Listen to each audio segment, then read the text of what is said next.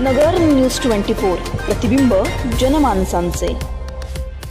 निंबळकजवळ मृतदेह आढळला, खुनाचा संशय। शहरातील प्रसिद्ध व्यापाऱ्याचा मृतदेह असल्याची चर्चा।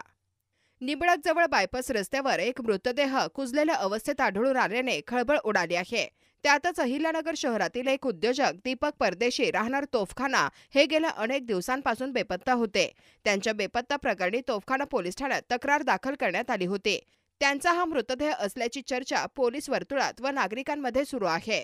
आज सोमवारी MIDC भागातील निंबळक बायपास चौकात एका बंद नालीमध्ये त्यांचा मृतदेह आढळून आलाय। घटनेची माहिती मिळताच MIDC पोलीस घटनास्थळी दाखल झाले। हा मृतदेह बेपत्ता व्यापाऱ्याचा असल्याची माहिती सूत्रांकडून समोर येत असली तरी पोलीस प्रशासनाने अद्याप अधिकृत दुजोरा दिलेला नाही। त्यामुळे शहरात चर्चेला उधाण आले असून पोलिसांनी अधिकृत तपास सुरू केला आहे। प्रतिनिधी निलेश आगरकर, नगर न्यूज 24, अहिल्यानगर। नवीन बातम्या आणि ताज्या घडामोडींसाठी आजच आपल्या चॅनलला सबस्क्राइब करा।